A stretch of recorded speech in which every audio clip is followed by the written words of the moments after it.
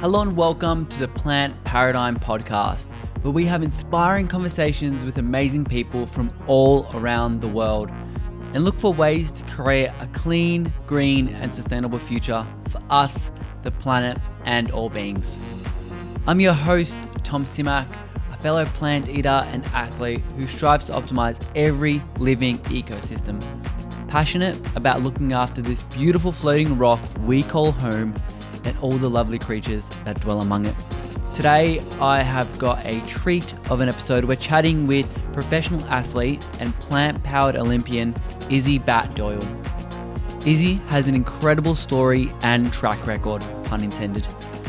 In 2013-2014, she was named Athletics South Australia Under-20 Track and Field Female Athlete of the Year. She was also awarded the South Australian Athlete of the Year 2020-2021. After this long stretch of success, in the 2016 US Collegiate Cross-Country season, she was diagnosed with chronic posterior tibial tendinitis. In late 2017, she suffered 4 stress fractures in her foot during the US Collegiate Cross-Country season. Despite all that, she made her way to the Tokyo Olympics this year for the women's 5,000 meter run. We'll be touching on how the Olympics were for her, being vegan especially, fitness in general, and the grueling effect of running, and in particular, the coaches in the running field and their effect on females especially, and how eating disorders are glorified and most definitely not seen in a negative light. This conversation is very important in how we can facilitate change, a systematic change in the running industry, and how powerful and important it is to really not glorify eating disorders. It sounds like common sense, but it really isn't for some of these people. So I hope you enjoyed this conversation between Izzi and I, and I'll see you on the other side. Izzi, welcome to the Plant Paradigm Podcast. How are you going? Thank you so much for having me. Yeah, I'm doing really well, thank you. Coming in from my little quarantine bubble. I know, you're almost finished there, aren't you? Yeah, I think I'm on day 9 now, which feels like kind of the home stretch, which is really cool. But I'm actually enjoying it, which is like kind of odd. I was gonna ask, what does it feel like to kind of be confined in that space? Yeah, so we're really lucky that I'm staying at Howard Springs in Darwin, and we've got our own little cabins, which are pretty small, but we have like a deck that we can be on, and so it's beautiful sunshine. It's like 30, 35 degrees. Get heaps of sunshine and fresh air. And I've got neighbours around me who are also fellow Olympians from Tokyo who I've been with. So we can chat, sit on the balcony. It's a bit different to the usual hotel quarantine. I think there are pros and cons to either one. We can't get deliveries here. I can't exercise on an exercise bike, that kind of thing. But having fresh air and sunshine and neighbours is pretty good. But the food you're getting is actually, it looks okay. Like, I was surprised when they gave you like a really curry good. And I'm like, whoa, that's like not bad. Yeah. So, I've been being vegan, obviously, I'm always I know sometimes the options might not be great. And it does worry me when you get from the situation where you can't source your own food. Luckily we can order from the IGA and the Coles here.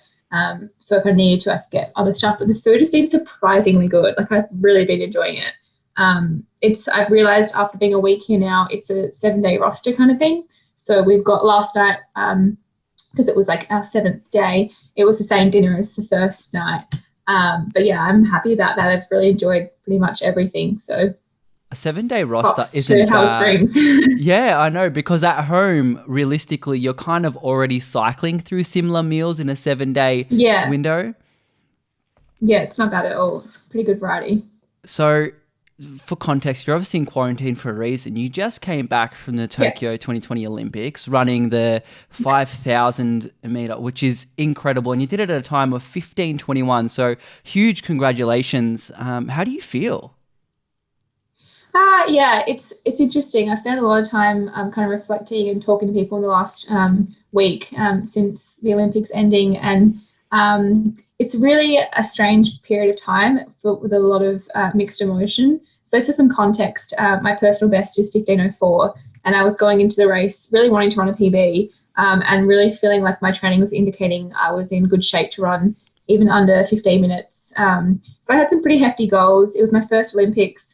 And as we know, it's quite different this year to in the past. There's a lot of, restrictions and kind of stress around a lot of the external things going on as aside to just like racing. And yeah, it was very humid, like 98% humidity, 30 degrees. And I just really struggled in the humidity, as did a lot of people in kind of the longer events, the 5K, 10K, the marathon, and walks and stuff. So yeah, unfortunately, I wasn't stoked with my performance because I didn't make the final and I didn't run a PB. I was, 15 seconds off my PB or so. But on reflecting on it, it was an incredible experience. I became an Olympian.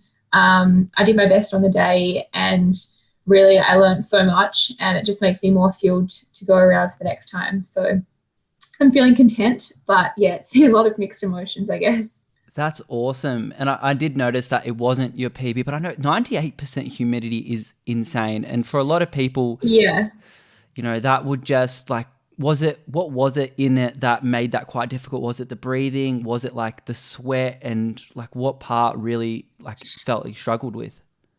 Yeah, so I think just going into the race itself, I was feeling good, but I did notice that my body was giving me signs that I was probably not coping so well with the humidity. And in the race, I'm racing against a lot of Africans who have run a minute faster than me. So the qualifying standard to make the Olympics for the 5K is 15:10. So for me, I was just making it there was a massive achievement. But you're racing against people who are at totally another level. And so my kind of plan was just to kind of tuck in, feel it out, try and not use too much energy in the first few laps. And once the pace kind of winds up, just to be able to try and go with it. And I think in the humidity, once it got to that really hard part with kind of 2K to go, I just didn't have any juice in my legs. So it was really hard to kind of get faster. I just kind of maintained my pace, and people kind of ran away from me at the front of the race. Whereas in a normal race, if I look at my splits, I'm able to really start winding it up and going faster in the latter stages of the race. But I think the humidity just made me feel really heavy and just, a little bit sapped.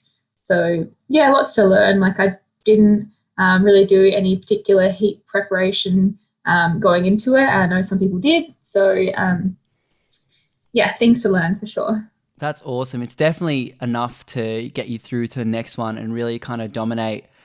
How did you kind of prep the night before? Because I'm thinking, firstly, a 15-minute 5-kilometer run is incredibly taxing on the body, not including the insane amount of training that goes prior to that, of course. Mentally, how are you preparing for what you're coming up against, world-renowned athletes, and how are you prepping? I'm going to stand on this line, I'm going to give it all I got. That also requires quite a bit of fitness.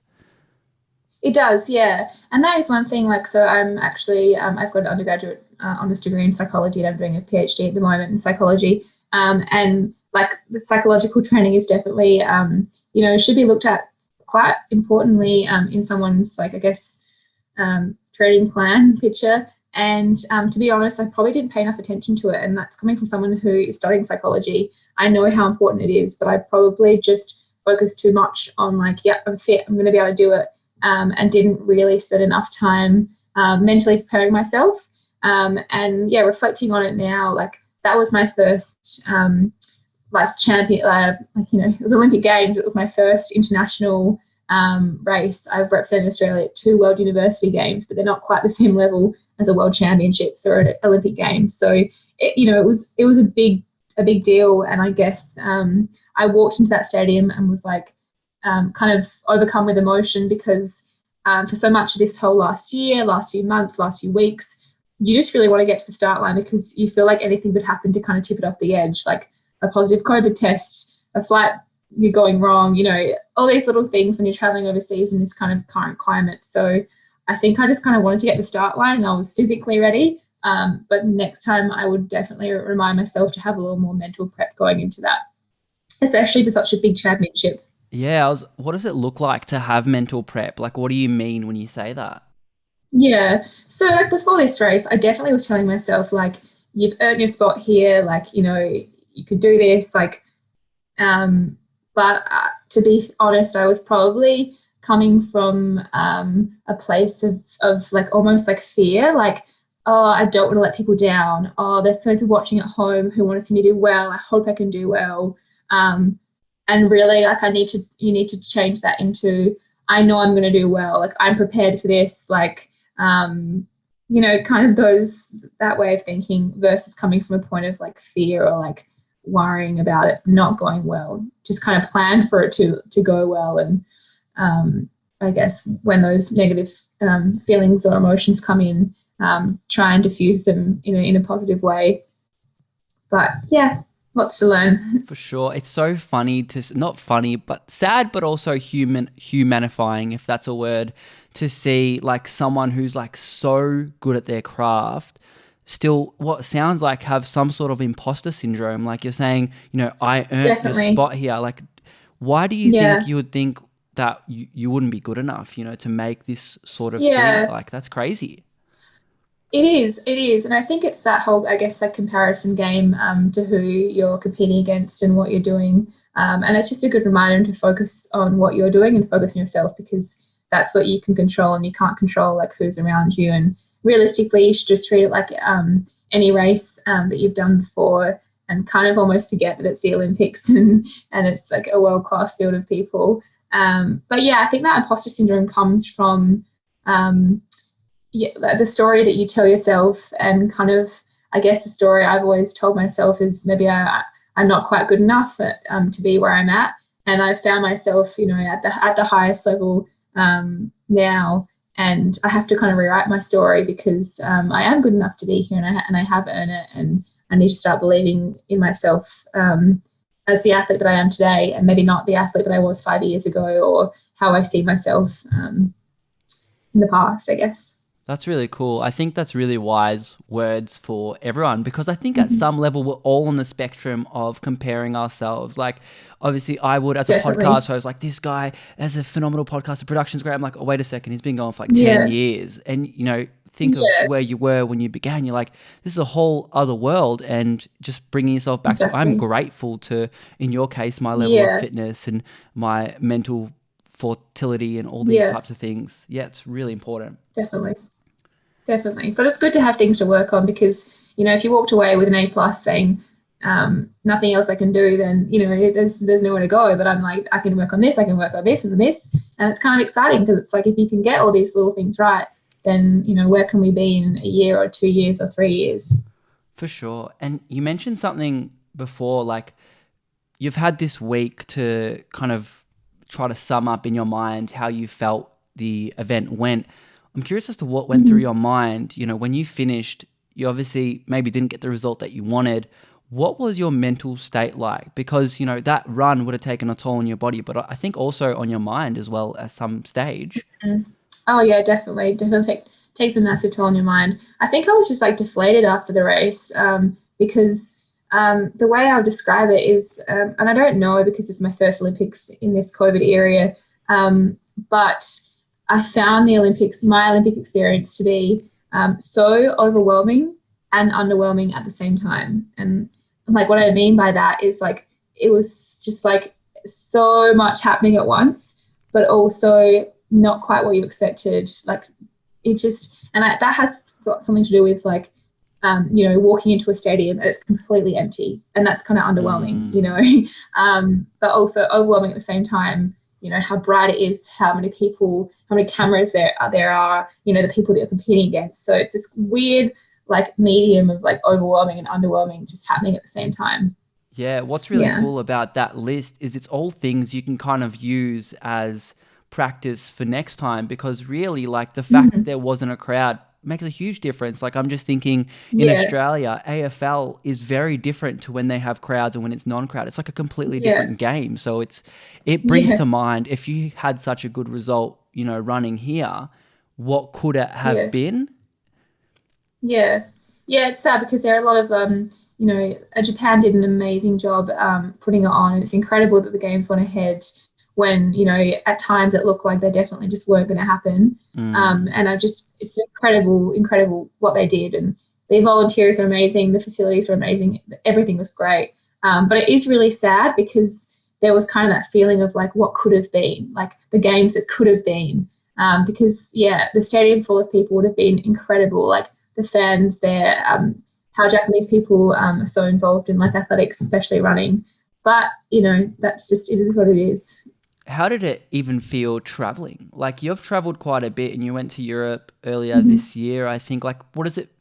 I almost forget the feeling. Like, does it feel quite obscure traveling in this pandemic era? Yeah, so I've been away since May, so it'll be 3 months I've been away. And when I first left, it felt really strange. It felt really odd, and just like, very strange to be traveling again.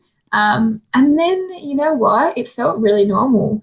And it's weird coming back to Australia now with all these restrictions, because I've traveled 6 different countries and I didn't have to quarantine, once. Like, I got all my negative PCR tests. Well, there's a lot of paperwork we had to do when we travel between countries, get your PCR test.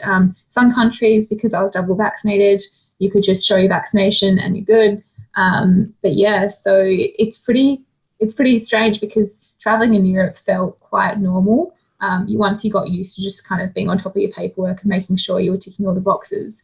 But, I was in cafes in London having coffee, going to shops, It's like Alien. Yeah, everything felt pretty normal. And coming back to Australia, where unfortunately things are looking pretty grim at the moment, and I'm feeling for everyone who's stuck in lockdown, especially in New South Wales.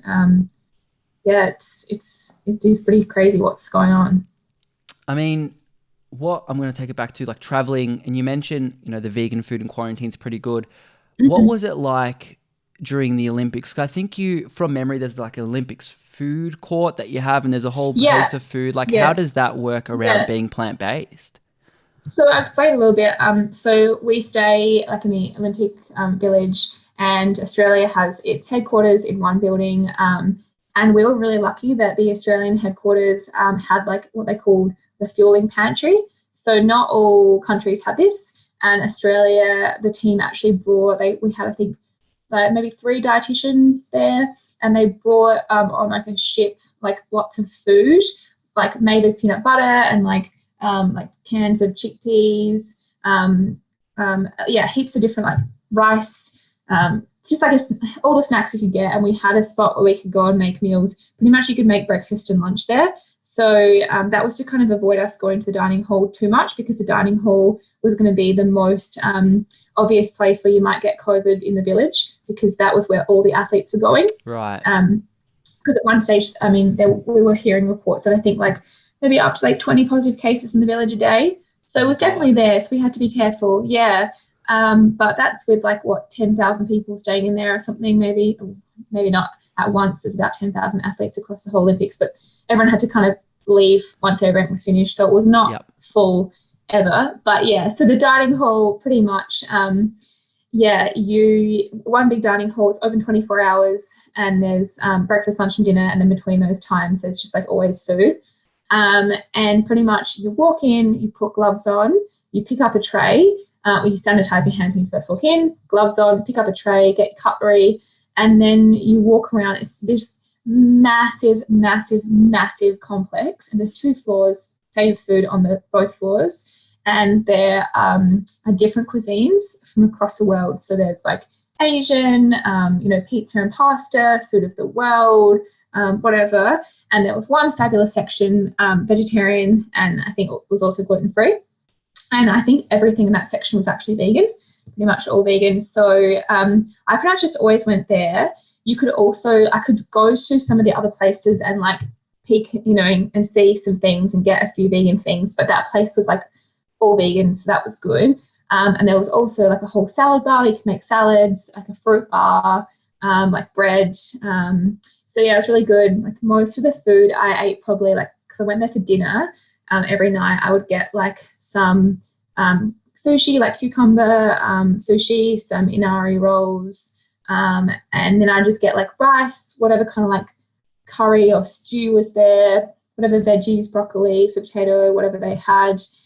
Usually got a slice or 2 of the vegan pizza, and lots of fruit, bit of salad. So really good food. There was like even beetroot bread that was vegan. So I was very happy, very well looked after. they did a good job like labeling everything, so you're never really confused about what you couldn't eat. It had all the allergens on the labels, which was really handy. And then pretty much, in the headquarters, I'd have my lunch and breakfast there. And my breakfast was usually just like oat sachets with peanut butter, banana, or rice cakes with peanut butter and banana and a coffee. And then lunch, I'd usually just have a pack of this like vegetable rice that you heated up and put a tin of chickpea, little snack packs, tins of chickpeas in olive oil, and red kidney beans in olive oil, and just other snacks, fruit, popcorn. You were smashing the fiber all day. Yeah. I know, always. I was going to ask if you had some sort of like game plan before the Olympics, but also before like some of the other races you compete, to like what you have the night prior to, not like, do you subscribe to like carb loading? Is there certain things that you like to eat or avoid prior to a race? Yeah. So, I mean, my diet is very much just like carb heavy, being vegan and like being an endurance athlete. And definitely like I'm eating like a lot of carbs before a race, but it's not like I change too much. Maybe if I'm doing a 10K or like a longer race, I'm really thinking about like fueling. And for a 5K, I definitely am. But yeah, traveling, like it really depended on where we were. And I can go into a little bit more detail on like just some funny meals that I did have, but you just kind of had to make do with what was there. So for example, the last race before the Olympics, I did a 5K in a place called Lapinlahti in Finland. It was quite a rural town of like 9,000 people, and we were staying in a kind of almost like you wouldn't like a school camp. It's actually similar to where I'm staying now, and we had like a dining hall we'd go to for food, and the food was terrible. Like I'm not going to be nice about it. It was pretty terrible, and so all I could really eat there, and we couldn't go. That there was you couldn't like walk the shops. You could go to the shops to get. So I did get a few snacks in the end, so it was okay. But pretty much I ate like just plain soggy pasta and potatoes for like 3 days, but I was fine, like it was fuel. And yeah, like literally my post-race meal was just like 12 like boiled potatoes with like some vegan butter and salt and pepper, but I did the job. I know there's some painful times sometimes, but it's awesome that your body is so smart, intelligent, and can adapt to whatever you give it to really go regardless, which is awesome. Mm-hmm. The thing is with my races too is that usually my races are in the evening. So like the night before, I'm not really too worried because I've still got about 24 hours until I race. So for example, like before the 10K national championships back in Australia this year, I had Mexican the night before. Like I wasn't really like, you just don't really think too much about it. Like if I have a road race the next morning, I would just seek out like plain pasta, or I would do like rice, sweet potato, broccoli, tofu, something really simple, nothing too crazy. But yeah, with night races, it's more about, okay, what am I going to eat during the day? So like when I wake up and I do my shakeout, I'm not so worried about what I have for breakfast because I've still got a lot of time to process that food. But pretty much for the rest of the day, I would just be having like oats, like rice cakes, maybe like some rice, some veggies like broccoli maybe, but just really keeping it very simple. Usually it's like plain colored beige foods like pasta, rice, oats, for the day of a race. That's crazy, and it's awesome to see more plant-powered athletes kind of come out and really dominate a lot of the space. And you've obviously, just like you mentioned before, raced all over the place, and last year for the 2020 2021 named South Australian Athlete of the Year, which is a huge thing. And what does it take to be at your level of athlete? Like what kind of determination, what motivation, what subjective or material thing does it take? Yeah, I guess it just takes like a lot of years of work kind of laid on each other. And that's something I'm still working on because I have had a lot of injuries in my career. And so I've only really had 1 year of being healthy, like fully healthy and able to really properly train. But I think, look, it takes a lot of things. It's kind of that combination of the mentality, the determinedness that you have to kind of stick at it.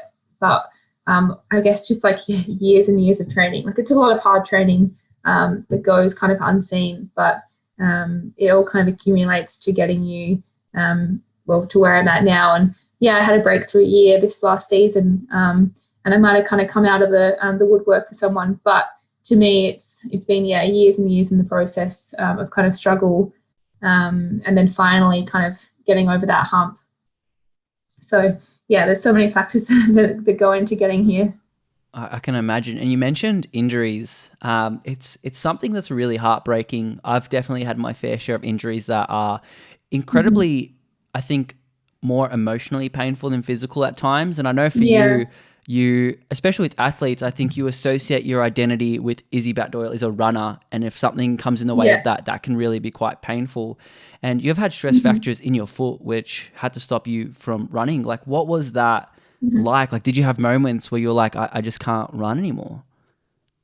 So I went to college in America where I was on scholarship there, competing in the NCAA. So you do your degree, but you get it paid for, and you are an athlete there. And I was there for 5 years, and in the space of 2 years, I had 6 stress fractures in my feet. And pretty much in that time, I didn't spend more than 6 months healthy at a time. So I spent up to my worst injury. I had to take pretty much like 6 months off running. And I was like injury riddled for almost a year, like coming back, trying to come back, not quite coming back. And yeah, there were really dark moments in that time where I seriously considered quitting the sport. Even in 2020, I almost quit at the start of 2020 because I was just like so frustrated with being injured for so long and just felt like I was giving up on my body. And yeah, a few years prior, when I was living in Seattle and Washington, I was in a boot on crutches, and I was just so depressed. It was winter in Seattle. It was rainy and dreary. I was living alone, and I just really felt like I was never going to get through this injury cycle, and I really questioned whether I would ever be able to run healthy and be able to achieve the goals I was wanting to achieve. And I think to be able to be where I am now, to be an Olympian, to be healthy, it really, going through all those hard times and overcoming injuries makes being here now so much sweeter, for sure. I know it's something that a lot of people struggle with, especially in the athlete space. Do you have any advice on someone who right now is feeling quite dreary because of an injury? Yeah, I mean, I just tell people, like, you just got to stick at it. Like, it's so painful, more emotionally than physically, but you have to just give yourself, your body and your mind, like the space it needs to heal, and just believe that you can come back stronger from it, because you can, and know that, when you can get back to doing what you love, you'll be so much more grateful for it, for having this time off. And yeah, just really, I tell people now, don't rush back too quickly into it. I've done that before, and it's better just to take the time that you need, listen to your body, be kind to yourself, but just keep persevering and pushing through when it feels like, it's never going to get better, because eventually it will get better. It might take a lot longer than you want it to, but in time it will get better. I love that. Have you, with injuries, I know sometimes people push it because they want to get it done, but I think what it is kind of this dissonance. You don't really know what's good pain and what's bad pain. Do you have like cues when you're running, like my knee feels this is not good, I have to stop, or this is just pain that I can push through? Yeah, it's really hard. And like for me, I know I've got a high pain tolerance, so I have to be careful, because I've run myself to the point of actually breaking 4 bones in my foot in a race, because that's how far I pushed myself, until I literally broke and I couldn't walk. So, I do have to be careful. But now something that I think about a lot is that there are a lot of factors going on into why I got injured. And just, a side note is, it was difficult because a lot of people would often say, oh, well, you're vegan, so you probably got low bone density. And, that wasn't the case. I had fine bone density. It was more factors of load management, the shoes I was wearing, the shoes I was wearing were too small for me, it turns out. I was racing too much. I was stressed about other things in my life. But it was quite frustrating to be pointed out that, maybe because I was vegan, it was the reason I was getting injuries. So frustrating. Yeah, that's the side note. But I can't remember what was going on with that one.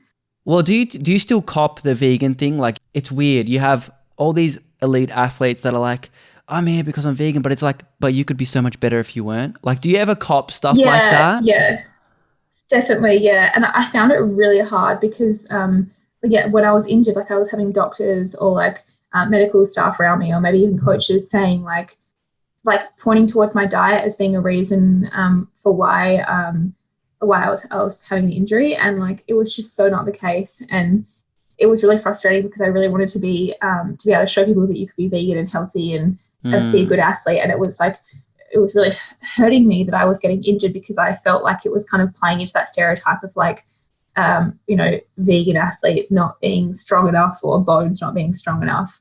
But yeah, like all the testing that I did like indicated that my bone density was fine. I knew my diet was fine. I knew my diet was really good. I knew my diet was better than most people, around me. So I just focused on what I knew and didn't let like people on the outside tell me, write the story for me, because I knew that that was incorrect. But it was frustrating. I don't really get it as much anymore because I've been running well. It's funny how they just disappear. Yeah. Yeah, exactly. Yeah, exactly. When did you go towards like a plant-based diet? So yeah, this is could be a long-winded question, but pretty much when I was I think 11, I went vegetarian because my older sister, who I really looked up to and copied in everything that she did, she was vegetarian, and I'd always been one of those children that just like didn't want to eat animals. Yeah, Mum said that was kind of always the case. So yeah, I felt pretty natural. Like I didn't eat a lot of meat growing up. We were definitely much more of a kind of like lots of fruits, veggies, grains, a bit of meat here and there, but not a lot of red meat. So that was pretty, easy to do. And then I went back and forwards a little bit while I was a teenager. And I remember when I was 17 wanting to go vegan, and I went vegan for a week. And my coach at the time just pretty much like told me I couldn't if I wanted to run. And a lot of people kind of like scared me out of it. So I went back to being pescatarian.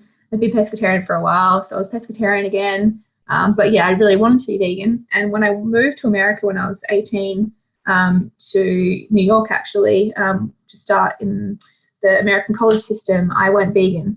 And I went vegan, it was November 2014. And I went vegan because, well, I was already pescatarian, but I did a research project for my English class on the meat and dairy industry. And I remember just like reading the facts about it, and I was just like, I cannot have anything to do with this. And from then I went vegan, and yeah, I definitely have not looked back since. And that's like, I don't know, 7 years ago. Well, that is actually a while ago. Do you remember if you had any kind of athletic kind of difference, or if it was kind of much of a muchness? Because realistically, from what it sounds like, your diet actually didn't alter that much. It was just the like 1%ers that changed.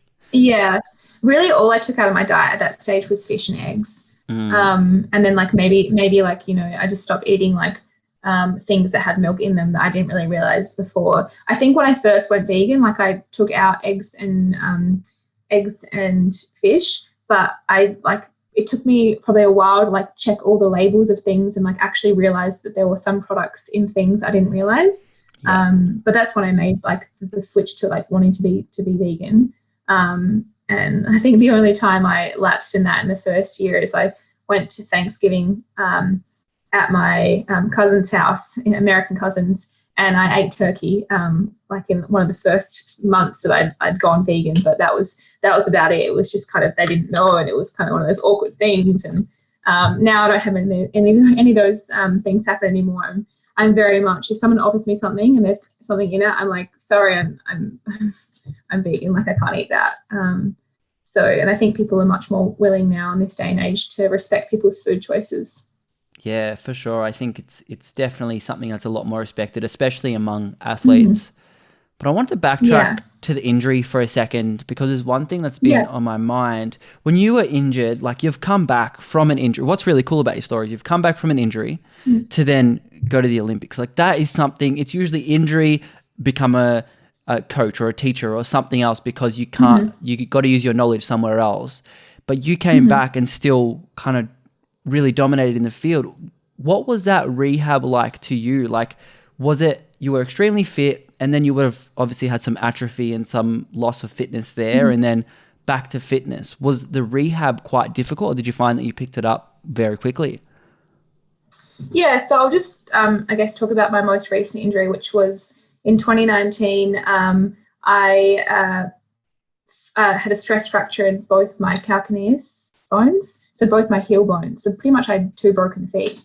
But the one was a stress fracture, and one was just maybe a stress reaction. So anyway, I'd really done it quite badly because it had been misdiagnosed, and I'd raced a couple of 10Ks on it and been overseas, and come back to Australia pretty crippled. And from July until December, I didn't run.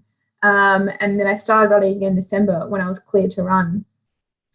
And unfortunately, it was still hurting me. And I told my sports team, that it was still bothering me, and I felt like something was still wrong. And they kind of said, no, it can't be. It's got to have healed. It's been 4 months. It's been 5 months. You're fine. So I kept running on it until I was like, no, something is not right. And I got it scanned again in January 2020. And unfortunately, the scan did show that it was still actually had a stress fracture in it. So it hadn't properly healed. And that had been, 6 months already of not running. And so that was really difficult. And it meant that I had to take another step back and delay my kind of progression back to running. But, it was kind of the silver lining when COVID happened last year, because I would never have made the Olympics last year. I had a broken foot that I was rehabbing. And the good thing is, when, this whole thing happened last year, is that there was no races to get ready for. So the pressure was kind of taken off me, and I just kind of, I had really thought about it a lot. I'd considered quitting running because I was so frustrated and so upset. But I took a step back with the help of my partner, and I just really found my love for running again, and slowly, got back into it without a lot of rush to get back to things. And then, by March, things had clicked, and I was running back up to 100 Ks a week. And from then on, things, really skyrocketed for the next year and went really well for me. But that rehab process was very difficult. I spent a lot of months cross-training. Probably I cross-trained too much because I needed to let my body just heal. And I was cross-training so hard that I probably was expending so much energy training still that my body wasn't able to actually heal the injury in my foot. So that's something that I've definitely learned. But I worked with a podiatrist. I got orthotics. I did lots of different strength exercises for my calves and my feet. I spent a lot of time, a lot of hours doing a lot of rehab stuff in that area in strength. And it definitely paid off in the end. But it was a hard journey for sure. It's so crazy to hear how COVID literally actually did a good thing for you, really, because you then qualified. It's such an opposite story for a lot of people. I find that's really difficult to do, and to also admit, like, really looking at it in the big picture things, you took one step back to take 2 steps forward. And I think that's incredibly hard, especially with people's egos getting in the way, because like you said, like, you'd be quitting running, like, you don't know what's wrong. I'm trying to treat my body right, but I'm still injured, and it's quite frustrating for a lot of people. And you mentioned pressure with like the group and with running and a lot of that. I feel quite apprehensive about the running scene since I heard about Mary Cain's story. And I'm not sure if you're familiar with Mary Cain, but yes, absolutely am. For anyone who hasn't heard of her story, I recommend looking up. She's got a video on YouTube that's got millions of views called I Was the Fastest Runner in the World, and then I joined Nike. And it talks about her story through pressure and abuse and eating disorder. And I think it's incredibly important to highlight for anyone who's into fitness or otherwise. Do you find any of that on a scale within or your perspective? Yeah, so unfortunately, my older sister, who was an athlete herself, suffered from an eating disorder. And so I really saw it firsthand how destructive it can be, because it really, it completely, she stopped doing all the sports that she was good at the time. And it really, took away so much of herself and her life. And she's, I would say, recovered now 10 years later or so. But unfortunately, when I went to college in the US, I saw that most most college programs have a pretty bad eating disorder culture, and it's quite normal for coaches to turn a blind eye or even encourage athletes, especially female athletes, to be at an unhealthy weight for their performance. Unfortunately, the college system, it's 4 years. You've got 4 years to prove yourself, and it's kind of about points, doing well. If you're not doing well, that's all right. Someone else will do it. Someone else will run instead. So it was definitely a struggle, and I was around quite a few people who had quite evident eating disorders, and it definitely took a toll on my mental health. And I would say I haven't suffered from an eating disorder myself, but I've definitely had disordered eating habits and really quite bad stages of negative body image and that kind of thing, just because of the environments I've been around. And we did, have some issues with just our coaching staff, how our coach was, the culture on the team and comments that were being made and that sort of thing. So it was quite difficult for a few years being in that environment, but it definitely taught me a lot. And having seen what my sister had gone through, I was quite adamant that I wasn't going to let myself go down that path. So I'm lucky that I felt like I had a strong hold on who I was and like the strong runner that I wanted to be, and like the strong woman that I wanted to be. How do you what are those conversations like? Because this at the end of the day is a team, when you're running, especially in a college situation.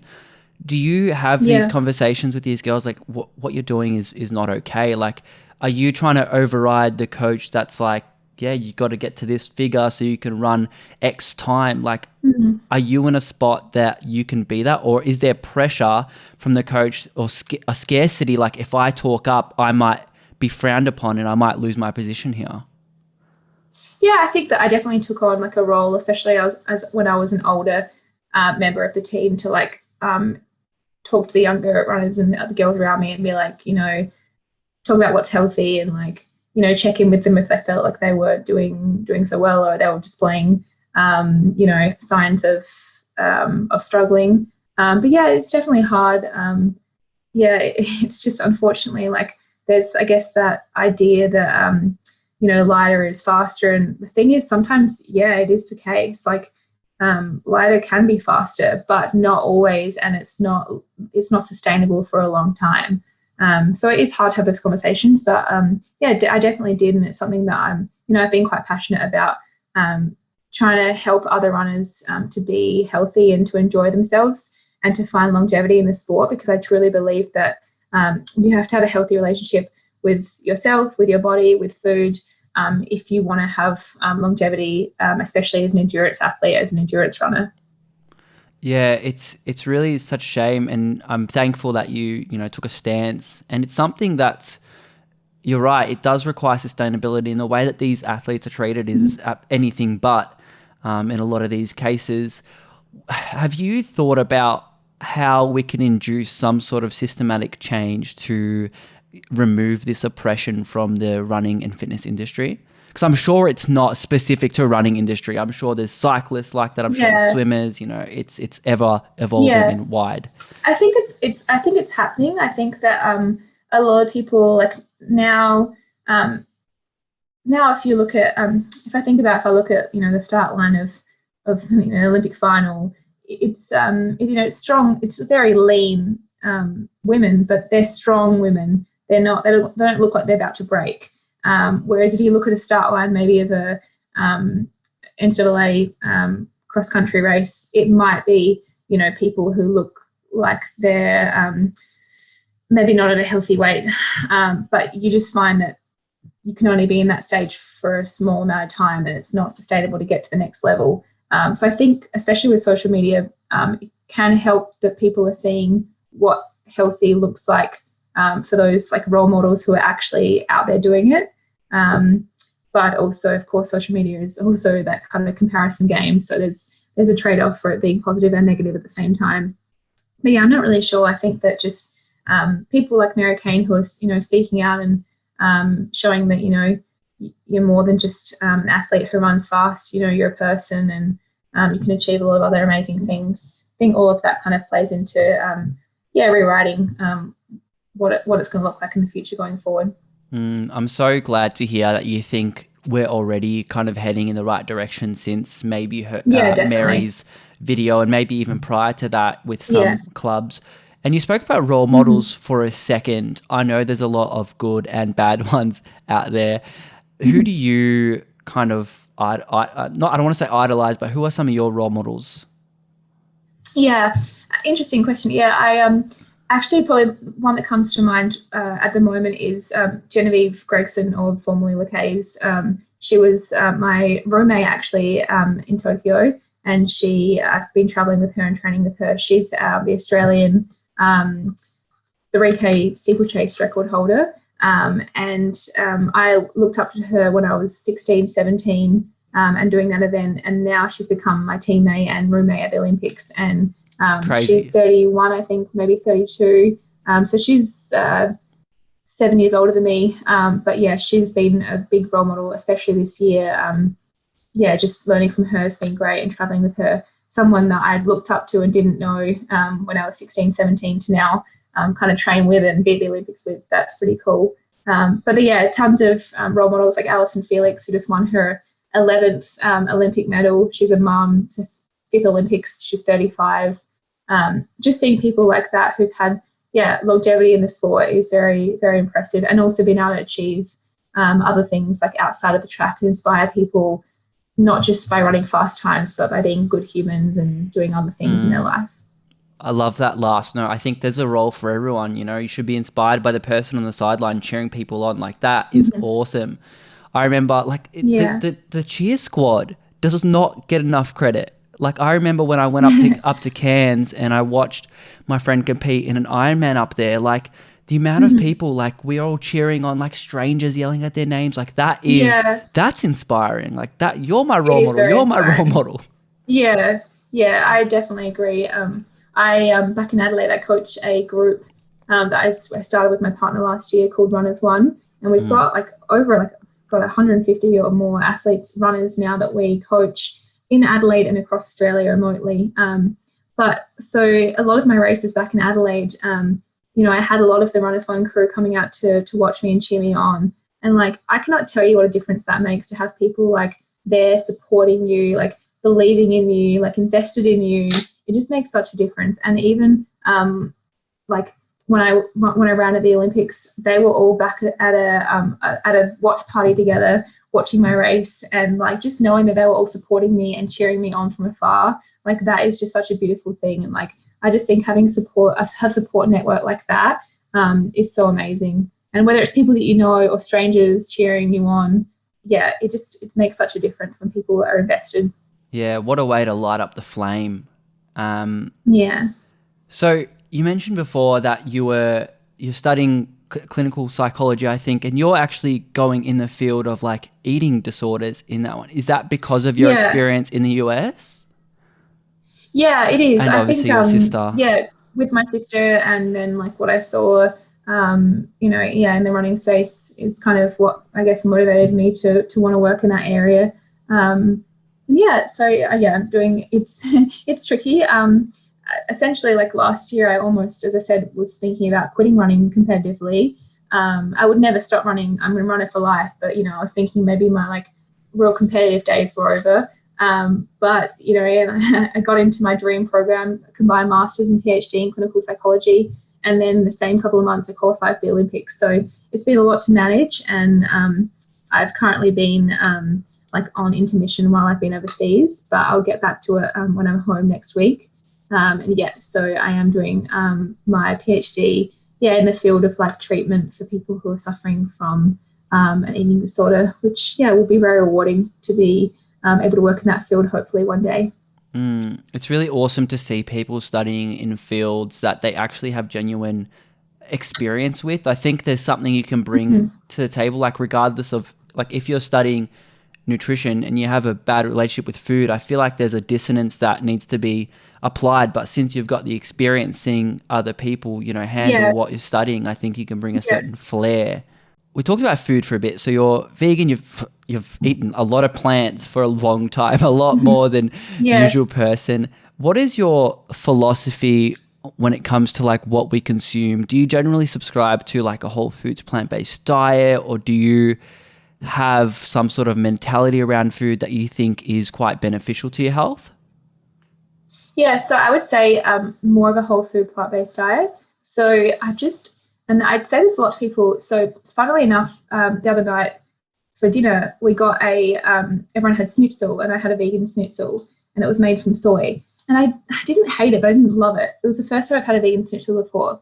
And I never really eat things that are like meat alternatives. Like I've always been someone who just likes veggies, and like I've always just like opted for the veggie option. It's not like I'm someone who like wants to like fill that void of like what meat was, because I never really enjoyed it that much, and it's been so long since I've eaten it. So yeah, my diet is definitely much more of a whole food plant-based diet. I can go through like what a regular day would look like for me in training, if you want. Let's do it. Yeah, or let's do just it. like, yeah. Well, yeah, so probably at home usually like I just have I get up pretty early because I coach first and then train. So I'd probably have what's like early?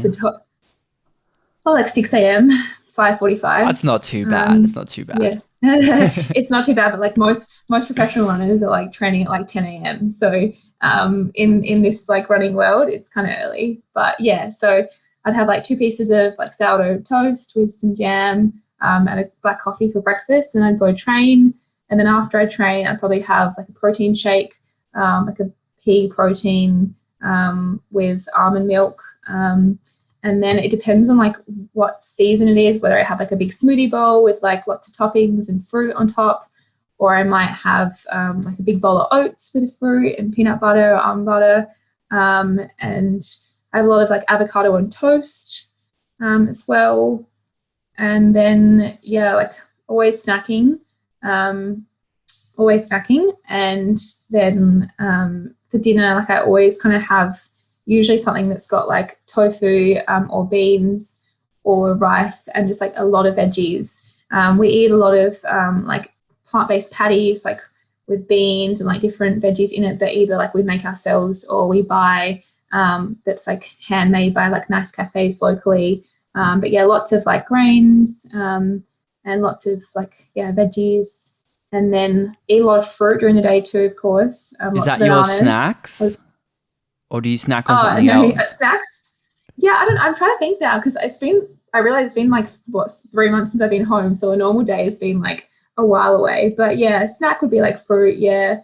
Or like maybe just like a smoothie, like popcorn, dates with like tahini, a bit of chocolate in it, all kinds of things. I guess my like day-to-day eating changes quite a lot now that I think about it.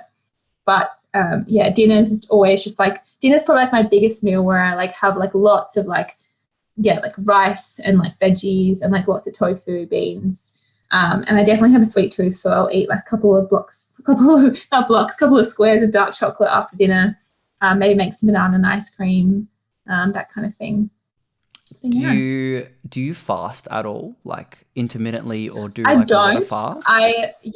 So I've like looked into it, and like I'm definitely would like to, but I think at the amount of training that I do, so on a normal week I would run like up to 160 Ks a week, but usually like 140 to 160 Ks a week of running, and that's with like 2 hard sessions and a long run of 2 hours. And then like 2 gym sessions, maybe some other like core thrown in there as well. So I'm training like 15 hours, pretty intense a week. And I just feel like if I was to fast, I wouldn't have enough energy to do what I need to do. So while I think it's like got great benefits for someone who's maybe not exercising so much as I am, or to the extent, like to the extreme extent that I am, it just doesn't really work for like what I do. That's fair enough. It is something that does impact your glucose, and we can't kind of hide from that. As much as fasting is glorified in the health biohacking space, is there anything else that you do, like cold showers, ice baths, meditation, that you think contributes to like your healthy lifestyle? Oh, I wish I could say meditation. Like I did my honors thesis on mindfulness, and during that time I like did a lot of different like mindfulness kind of meditation stuff. But I just found that I tried to do mindfulness meditation, and it became like a chore. Like I felt like I had to like sit down for 10 minutes and like meditate. Whereas now I just try and like bring like those principles like into my everyday life. So I just try and be more present when I'm like running. I try and be more present when I'm sitting around the table with my family for dinner. So I definitely like have learned from those principles, but I don't necessarily meditate as such. I had to call a shower today because it's pretty hot here in Darwin, but I don't usually do that as part of my like routine. As part of my recovery, I use like Normatec boots sometimes, like those recovery boots.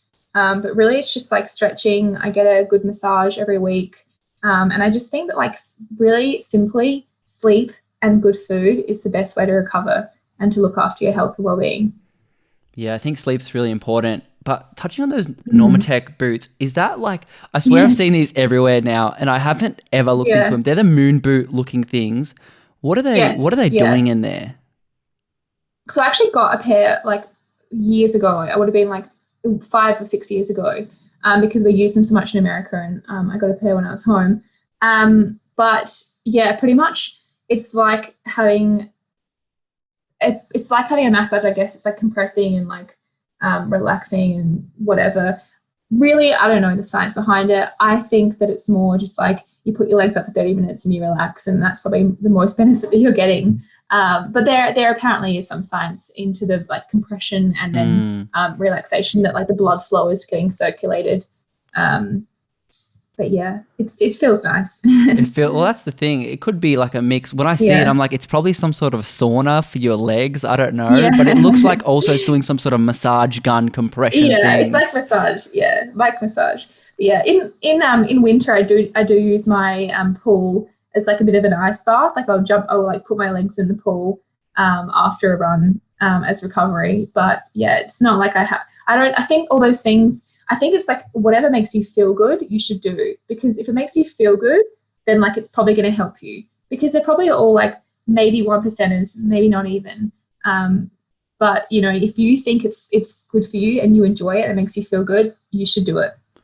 I love that. I love using intuition as a guide, because it's something that's, you know, you don't really know sometimes, because I think intuition's dangerous, because chocolate feels good, like, you know what I mean? But at the end of the day, if you're eating 3 blocks like a night, you're probably not going to get the most amount of benefit.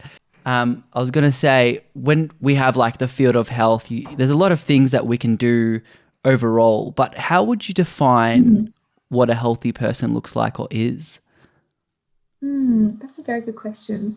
Yeah, I think a healthy person is someone that is like happy and well-rounded, but not necessarily, I want to say balanced, but balance isn't really the right word, because I think that balance is kind of an illusion. Sometimes you just can't have balance. But yeah, I think healthy is someone who's sleeping well, eating well, and like is mentally sound. But also there are a lot of healthy can look so different in so many different ways. You know, healthy can look very different to one person as it might someone else. So I guess I'm careful to like define healthy as one thing, because it can be so individualistic, if that makes sense. Absolutely. It absolutely can be individualistic, and that's why I love asking everyone that question. But you said balance, you don't believe in balance. Like, can we dive into that? What do you mean? Yeah, so the way I would explain it is, I think that, well, maybe this is coming from a point of like an athlete or someone who's not in a regular like 9-to-5 kind of work scheme. But I think that you don't need to be balanced in one day or 1 week or even 1 month, as long as you're balanced in like across the whole year. So for example, like I may spend like, 3 months of the year traveling Europe, and like I couldn't do that all year. But if I'm just doing that, but then the other 9 months of the year, I'm at home kind of having a bit more of a normal routine, overall my whole year is balanced. But if you just looked at one day of that 3-month period where I'm, racing in Italy, it might not look very balanced. But, if you look at kind of the whole perspective of that whole year, it kind of goes in ebbs and flows, and there is balance. I just think that, like you might look at someone's one day of training and it may look like, wow, that's so much, like that's crazy. But if you look at their whole week, well, they've got a rest day another day. So actually across the whole week, it's pretty balanced. But if you just looked at one of those days, it might look like not balanced. Yeah, I think that's Not sure if that incredibly. makes sense. No, that's totally important. I think it makes complete sense because it's Yeah. not that balance is bad. It's very Yeah. incremental to have balance, but I think what you're Mhm. talking about, to put it in another words, is just taking a zoom out, looking at the big picture. Because Yeah. And it's kind of that periodization too. Like, depends, you might have to prioritize different things at different points of the year. for sure, like if you've got a birthday party that night, you have to go spend time with family instead of training. That doesn't mean your training routine is Mhm. just like not there for the week. It's just that Mhm. zoom out is important, because I think where this conversation is really vital is people beating themselves up because they didn't have the perfect day, not knowing that they can, Yeah. over the course of a week, a month, a year, or even Yeah. decades, really like Yeah. hone in on their craft. And someone might look at me and go, oh my gosh, like she's an Olympian and she's doing a PhD and she runs a business. How is she doing all of that? And it's like, well, if that sounds incredible and it sounds like, I'm a super woman if you say it like that. But really, like when I was at the Olympics, I wasn't running my business. My partner was doing everything and I wasn't doing anything on my PhD. I was like, had it on hold and like had a lot of things stacking up that I had to do later. Do you know what I mean? So like actually all I was doing was running the Olympics. But if you talk about it like, oh, I'm doing all these things, it sounds unimaginable. And someone might look at that and go, oh my gosh, how can she do that? I can't even do this. You start comparing yourself. And that's kind of a comparison game when we just have a snippet of someone's life and we think that that's all you see, that's all you know. But actually beneath the surface, there's a lot more factors going on. For sure. I mean, you mentioned your business, and this is, I'm guessing, Runners One, where you're the coach, and there's a lot of things I'm sure you can add to a lot of people. And I don't want to be really reductionist, but I'm going to ask you a really reductionist question, and that's what can the average person who is maybe an average runner or swimmer or whatever it may be, what can they do to take their fitness to the next level? Yeah, I think the advice I would give to people wanting to go to the next level is, well, it's great to have a coach, I would say. I think it's very important to have someone who's there to kind of help you on that path, to kind of get you towards your goals. I think that one of the most important things in this whole process is to enjoy your training environment and enjoy the people that you're doing it with. I think that's so important. So, looking at your training environment, making sure that you're enjoying yourself, that it's fun, you've got good people around you, because that will keep you accountable and that will make you want to show up and do the training, and having that kind of social aspect as well, to make it a little bit more fun. They're definitely two things, having a coach and having a good environment, but I think it's really important, especially if you want to like take it to the next level, as well. But just to like I guess maybe newer runners or newer athletes, like you just got to remember that it's got to be small incremental increases in your training. A lot of people are like, they get so motivated and they want to do everything at once, and it's kind of like all or nothing. But it's better just to take it in small steps. If you run 10 minutes one day, try and running 10 minutes the next day, but you don't need to run 40 minutes the next day. People are always wanting to better themselves, and try and go harder, faster, longer, every day, but it's not sustainable. You have to just try and get that consistency, and consistency will be what gets you to the next level. It's not going harder and faster and longer every day. It's just consistently adding on. Yeah, I think that's really important. I kind of roll my eyes metaphorically because I've fallen into that trap myself, and I'm sure a lot of people have. Definitely. And I want to kind of touch on something on the tail end of the episode now. What are some of your words of wisdom that you can leave us with? It could be something related to what we talked about today. It could be something completely random. The floor is all yours to speak your mind for 1 minute. Well, I just think, especially on a podcast, it's about, plants. I think that going back to what I said on, you can't let anyone make your mind up for you. Like, you have to be the one who makes the decisions and follows through. So whatever it is, don't let anyone tell you that you can or can't do something, or that you should or you shouldn't do something. Really make sure you're making that decision from yourself, making sure that you're educating yourself on why you're doing that or why you're not doing that, and not just taking someone else's word. I think it's very important, especially in this day and age. And we get so much thrown at us from the media, from people around us, even from our families, friends, people that don't know us, people that know us. There can be so much thrown at us on any topic, and it's really important just to try and make up your mind about it on your own accord. And just by doing your own research and coming to that decision yourself, because really it's your life and you got to be happy with the choices that you make. And I think that's super important. And that could be for whether it's, your diet or, what job you want to take, or, a life decision, whatever it is, just, following what you think is right. Yeah, I think that's great because it builds a really good base of your knowledge. Because if you're just doing something because someone else is doing it or something, if someone starts pushing you around, you're going to fall because that's not really your values and beliefs, it's someone else's. Yes, yeah. No, you have to, and another thing too is that, especially if, talking about sport, like you may not be the best, but, you realistically, you're never going to be the best at what you do, whether it's sport or your job or anything in life. But as long as you're trying your best, that's what matters. Like, I think if you give, you show up with a positive attitude and you give, your best effort, that's all you can ask from yourself. And that again, goes to anything that you're doing in life. Yeah. I think that's a fantastic way to finish off this conversation.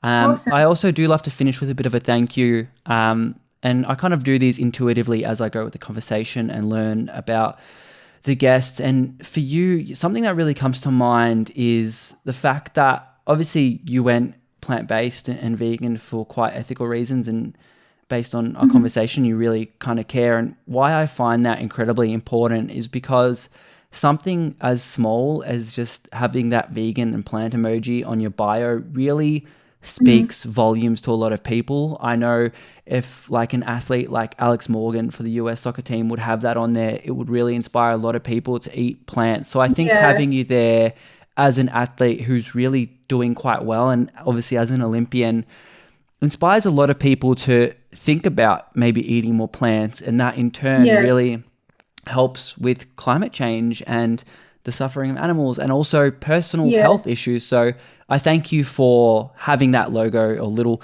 emoji and thing there, because I think it saves a lot of people and a lot of lives. And I really appreciate that, going out there and crushing it and showing off those plant gains. And of course, for coming on and thank you, sharing your wisdom. There's so many things that we could still talk about, like climate change, health reasons. Oh my gosh. So many things. But I'm someone that doesn't want to be necessarily like a preachy vegan. Like I'm never really going to like tell people they should be vegan. I'll educate them if they feel like they're willing to like listen about it. But I'm happy just to be a good role model. And I have it in my bio on Instagram because I'm proud. And I want people to know that I am, an athlete who's feeling themselves on a plant-based diet. And I get tons of messages from people being like, oh, like, are you vegan? Like, it's so inspiring to see like an athlete doing so well who's vegan. I'm like, yeah, hell yeah, I am. Like, and like, you can be like a great athlete being vegan. I think you can be a better athlete. I think you can recover better. I think you can, train harder. And I feel better all around from a health perspective. Of course, I feel better like doing my part for the environment, and I don't want to kill any animals, so I feel better for that too. So it's a win-win for me. I love that. Well, maybe prompt around 2 next year. We'll have to touch back on to talk about nutrition and climate change and all of that, because we didn't really have the time to go through all of that. But other than that, enjoy your last little bit of time in quarantine, and good luck with the rest of your training. Thanks, Izzi. Thank you so much. Yeah, it's a pleasure to be on. Thank you so much. Hi there. Welcome to the end of the episode. Thank you for listening and or watching the whole way through. I really appreciate it. Thank you once again to Izzi for jumping on and sharing this conversation. I look forward to maybe having a round 2 in the future. I know there was a lot, like we said at the end, that we didn't touch on. If you enjoyed this conversation, let Izzi know on Instagram. I'll leave it all linked in the show notes below so you can contact her. While you're there, give us a follow as well at plant.paradigm. We're on Instagram, TikTok, Facebook, YouTube, all the good stuff. If you are on YouTube, remember to hit that subscribe button. And the single best way you can help out this show is by sharing it to friends, family, and or colleagues. If you found this conversation impactful and helpful and a good resource, please do that. But other than that, that is all from me today. Stay happy, eat plants. Peace.